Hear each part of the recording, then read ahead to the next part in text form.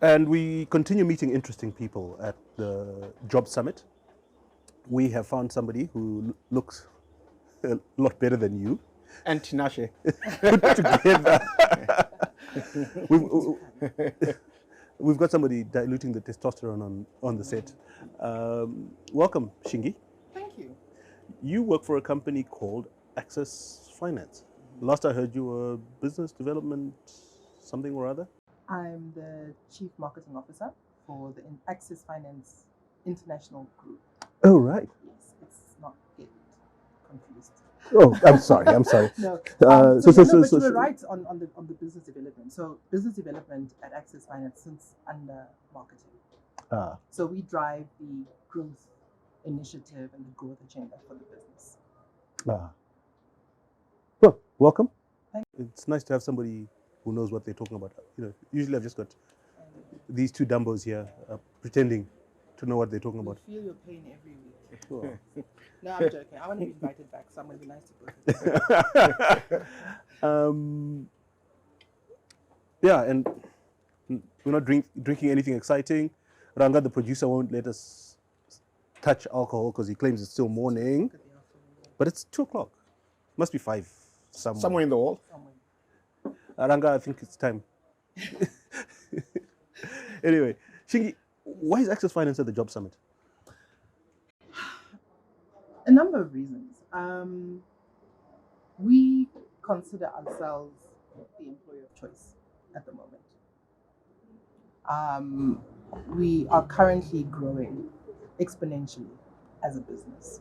So for the last couple of months, we've been recruiting people at almost every level of the business across all our corridors because we're global. We're not just in Zimbabwe, UK, South Africa, Mauritius, we're there as well. So there's massive opportunities, and opportunities are driven, yes, by technology. We're discussing technology today, but they need people as well. So we're looking for people, we're looking for talent, we're looking for ideas. What do you mean you're looking for people? We've got 90% unemployed. I mean, people must be coming out of your ears. The right people. And what are those? Looking for the right people. I mean, who are the right people? What kind of people does business need now? Well, it depends on your culture. Okay, that's a broad question. Say, what kind of people does business need? What kind of people are we looking for? So we consider ourselves, in terms of our culture, we're very high octane at Access Finance. So we have the same ethos that athletes have. So very high performance, very, very driven. So we're looking for people like that who can be part of our team, our growing team. Young, old, it doesn't matter. Our average age at the business right now, though, is 30, probably 30. So I'm considered one of the pensioners at Access. So it's a very young team. Does everyone call you Mama? No. They don't call you Daddy where you work? They don't even let me anywhere near the shop floor. They probably call me Sekuru if they did. Yeah, so we want to keep it young for that reason. I think what's nice and interesting about working with young people is that they're fearless. They come in curious, they come in hungry, they come in ready to work. But are you finding today's young people have the skills? The skills that are needed in today's business world? Are the universities coming out of the schools and universities at the moment? Are the universities producing what commerce needs? Well, from what does commerce need? I think that's the first important question. What does commerce need? Right? We're sitting in an environment where it's changing exponentially every single day. I mean, 10 years ago, commerce meant transacting physical goods back and forth. It meant money that you can touch and feel. Money has changed. The idea of money has changed. We're talking about digital wallets now. We're talking about digital currencies. We're talking about blockchain. So in that kind of environment, is a finance degree, BCom finance degree, the best thing? Or are you talking about a technology person who's coming in? Our current country director specializes in technology. Our GT program, our graduate training program, this intake took in more chemical engineers than people who had pure business or finance studies, because we don't know where the future is taking us. We don't know where the future is taking us, where money is concerned. So if you're looking at idea generation and innovation and to be disruptive, you want people who are not within your climate. But then what do? You've taken a chemical engineer. Day one, they're not creating a new universe. No. Day one, they're sitting as a teller in a teller cubicle somewhere in your vast organization. How do you get a chemical engineer to become a banker, to do the thing and take Zim dollars and give US dollars back? So our GT program is not about you doing the work that we need done. It's actually split into 3. So you're with us for 2 years. And over those 2 years, we sort of say, okay, there's 3 things we want from you. The first thing, of course, is to learn the business, because you applied because you're interested in financial services. So getting understanding. No, I applied because I had no job. They want to springboard somewhere, right? The belief is that for someone to study something as intricate and specific as chemical engineering, you must have some sort of view to use it, right? So you come and you say, split your time with us into 3. First section, get to know the business, understand, deep dive into financial services, so you go away with something that you didn't know before as a chemical engineer. So you're orienting them in the business, in the industry. Correct. In financial services, it might be retail banking like Access Forex, or it might be investment banking like Access Finance, the investment banking side of the business. But the other segment, the other time we want them to spend thinking about what their core expertise is, so what they're bringing in. So as a chemical engineer or as a lawyer, you might be a lawyer. You come in and say, okay, as a lawyer, how would you bring what you've been learning, the ideas you have, into this space? No, let's go back to the chemical engineer. I like the chemical engineer because that can really bring out. A lawyer is easy to imagine, but okay, this guy knows dipole to dipole bonds and how to make petrol from coal. Yes, that's his expertise. So how to make petrol from coal? There was a speaker who talked about, wasn't the speaker, it was the Deputy Honorable Minister of Higher Education, and he talked about a product that is currently in development, which will ideally replace bitumen as the key ingredient for roads, right? So let us assume, this is just an example, it's not what's happening now, but I'm trying to paint the picture for you. So you've got your chemical engineer student, he's within the space. He then begins to understand that, okay, for us to have a product like this in Zimbabwe, there's inputs that need to come in. There's financing that needs to happen. There's things in the financial services space that would support any project, any development project in the business. So he's thinking about that. He's thinking about products. He's thinking about maybe how to value add. For example, why, if we're talking about money being sent, international remittances being sent to supplement health requirements, right? And you're a doctor. So you're a doctor and you say, okay, people are sending money or into a digital wallet, but what about if we could send the actual product, the actual drug somehow? Would I be developing a product that then can send a drone to remote Chipinge or Chicheche with so that becomes your remittance. You're remitting actual products. I mean, the opportunities are limitless, and it's hard for us to say, okay, this is what you'd be doing. So the second part. So the first part was orientation. You orient into what we do around here. The second thing is, okay, can you link what we do around here with your expertise, with what you know? Yeah. What's the third thing? The third thing is deep dive into how you can be part of our culture. Okay, because one of the things that we've tried to maintain and inculcate in every single person who comes through Access Finance is a culture. We're not trying to cookie cut, but everybody must have the same type of drive, the same type of energy, the same type of understanding about what we're here for.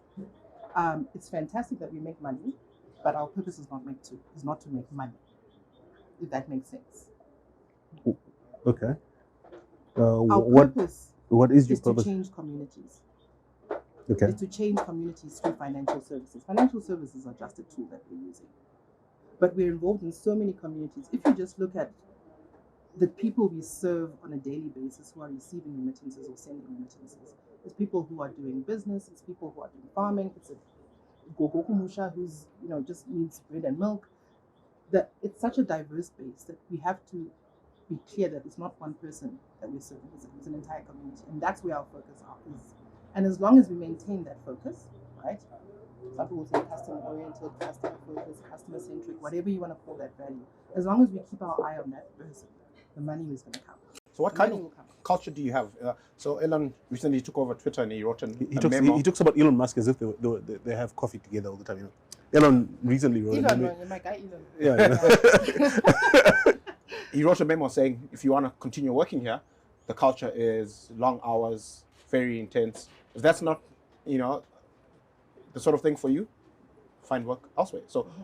Is that what you guys have going on in Access Finance, or is it a different culture? Well, you've been there. You know what's going on. Well, I've been to the bar. You've got a drinking culture. We play hard. We work even harder. That's the culture. Interesting. Okay, let's go back to these students or these graduates you bring into your organization. If you had an opportunity to sit with, I was going to say the 10 vice chancellors. I don't know how many we have now. We've got one in every province. Yes. If you had if you had the vice chancellors in front of you, or the deans or whoever, and you were to ask them to change their models or how they do things, what would you ask for? I think, to answer your question, if we were only speaking to the chancellors, I think we'd already be too late at that stage. If I had the opportunity, I would ask them to bring with them the headmasters of the high schools, the nursery school teachers, the primary school teachers, because that's really where the mindset is really set. By the time you've already been told you've gotten a place to do BCom accounting, it's largely very late to change your mindset. So I would encourage them to say, if we can start at preschool to have an understanding that we're not all geared to have a job. You want to make sure entrepreneurship is understood at preschool level. So my son is in grade 7 this year. He started a business, right? Wow. He started a business, Level Express, and he sells tech. He sells tech and gadgets. And prize giving day, so he sells tech and gadgets and he plays the piano beautifully. These are not part of the core curriculum activity at the school.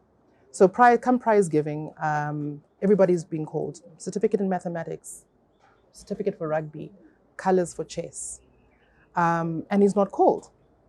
But if you look at those two skill sets, entrepreneurship, that's what we're here to discuss today. Why would you not recognize somebody who has started a business that is actually profitable? Not multi-millions, but certainly can buy his mum a burger on the weekend if he chooses to. Oh, Why wouldn't that be celebrated? Why wouldn't that be brought to people's attention? So I think it has to start from a very early age to say there's a multitude of things that you can do to earn a living, to realize your dreams, and not focus on getting the job or the degree. I think we're still very traditional in Zimbabwe about how we see careers or a calling or focus. So you think mindset is everything? Mindset. The hard skills don't matter. You pick those up. Mindset is everything. I don't have so I'm working currently in marketing. That's my primary role, business development, marketing. Has been for many years. My degrees are in finance, international relations, business administration. Right. You got an awful lot of them. But my mindset is not there. My mindset was always marketing, was always about people, about bringing dreams or bringing an idea to reality. And that's what marketing is about, by the way. It's not about printing flyers. I always stress this. People think it's about billboards. It's about billboards. So your marketing department is the ideas funnel in your business. The ones who are looking at your data, you're channeling your data. Let's go back to mindset. And so it's the mindset that's important. That the mindset brings me to this role, not my qualification. That's the point I wanted to get to. Okay. Yeah. But how do you actually inculcate the correct mindset? Can you teach entrepreneurship? Some people argue that entrepreneurs are not taught; they're born. What's your view? So what are these guys doing here if it's not taught? Oh, good question. Yeah. There's nothing which cannot be taught to anyone at any time in their life. You just have to be willing to learn. So I think a lot of times people will come and want to listen to this because they're hungry, right? And I don't mean that in the literal sense, but they've reached a point where they say, you know what, maybe job is not coming. I'm on my 3rd degree. The job is not coming. Let me go and listen to what Mudiwa Hood has to say. It's not a genuine love or passion to want to become a business person. I think there's some people who are born like that, who are just saying, you know what, I just want to be that person. My son might be that person. But everybody else, you can certainly learn it. You can learn to be absolutely anything. That's what I think. I don't know. Yeah, look, I tend to agree to some extent that you can learn entrepreneurial skills. Yeah. And the old skills, you know, if you think about engineering, since we're talking about chemical engineers, at most of the world's best universities today, what you'll find is the class that's graduating this year has a completely different curriculum to the class that's actually starting, because the technology space is so dynamic and, you know, it's changing so quickly. Yeah. So it's never enough to be able to say, look, I've got the certificate that credentials me with this particular skill set, because you need to keep up with the cutting edge, and the cutting edge is changing all the time. That's so true. So you have to. What's more important is to have this culture where you are constantly learning, you're adapting, and you are flexible. Because, you know, in our grandparents' generation, people had the same job for 30, 40 years without things changing a whole bunch. Whereas today, and with that culture of adapting, I think people need to also learn how to fail. That's something I picked up in one of the talks, to say, oh, I'm worried about not doing well. You know, I think if you look at all the greatest business people, they didn't get it right on their first try. So, you know, you need to get your fails in. Get your fails in. Get your 6, 7 fails in. You know, you can start this business, it fails, and then by the 8th or 9th or 10th. No, but isn't that a luxury of the middle classes and the upper classes? I mean, if there's no food at home, I can't afford to fail. You can't afford to stop trying because you failed.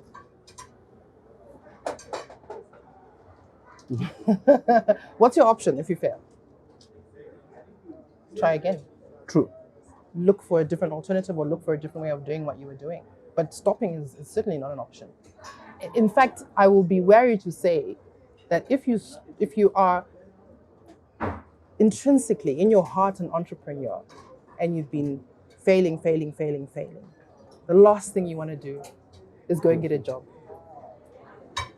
But sometimes you got. That's the last thing you want to do, because pay the bills. If you're on your 8th or the 9th fail, you want to, unless you're really just bad at what you're doing, and then you need some mentorship and to see what's going on here. So it's not for everybody, but sometimes the jobs will become a comfort zone.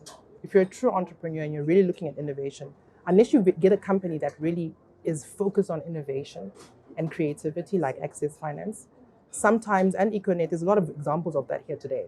But unless you get into a company that has that kind of culture for change and for new ideas and turning around new ideas, you will die with an entrepreneurial spirit while you're at a job. I'm the anchor, but I'll push back. Okay. I'll push back. So my experience has been, actually, there is such a thing as corporate entrepreneurship. And you've got to pick the right job and the right organization. Correct. But there's certain jobs in particular organizations where you can be an entrepreneur as an employee. Not without the organization having a distinct and deliberate culture and policy around that. Look at the example for, okay, someone mentioned Nokia. So Nokia 2006, Nokia was the biggest cell phone company. And they had actually taken that role because they had taken and put the camera, Kodak's camera, on their phone, and Kodak was now out of business. So Nokia is leading the pack, and they have a conference at some point, and it was an innovation conference. They're like, okay, so how can we generate ideas?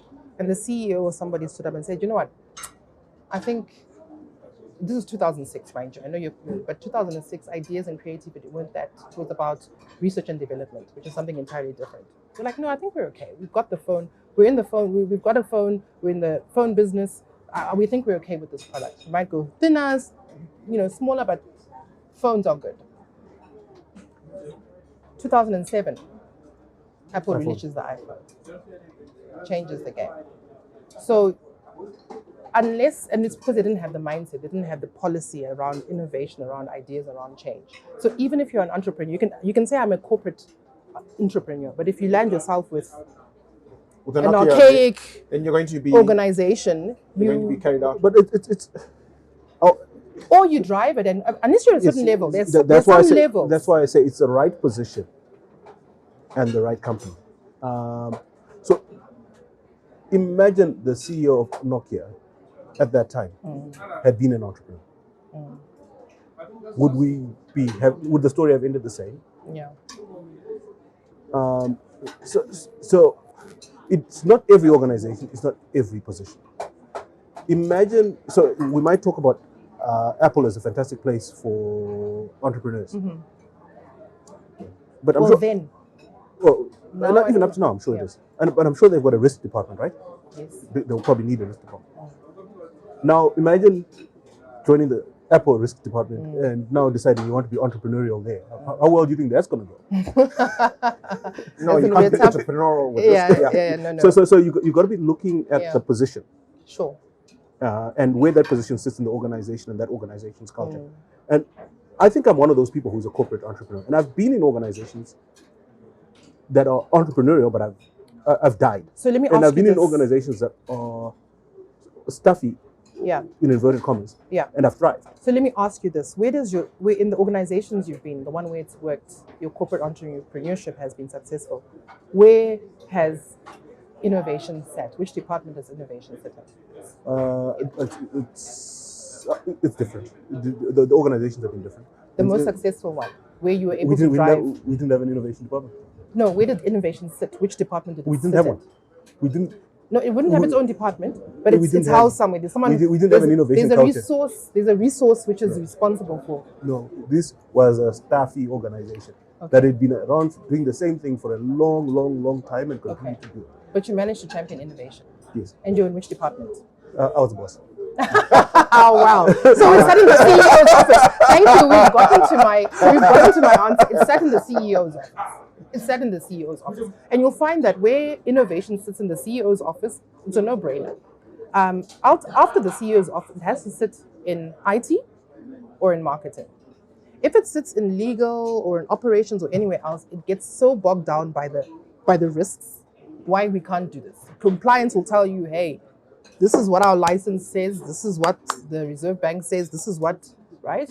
But marketing and IT will tell you, yes, but if we do that, we are within the law, we're innovative, and we're solving the problem. Shingi, we've got to go. Okay. It's been lovely having you along. It's been lovely being here with you guys. Maybe one day you'll visit us at our bar. Will you have proper drinks? Of course. In fact, stick around. I'm sure Ranga will be leaving soon. And when we might have gone, some tipple. No, thanks. It's been so much fun. Hard questions, but important ones. It was an honor to chat with you guys. Thank you. Thanks. Yeah. Great having you.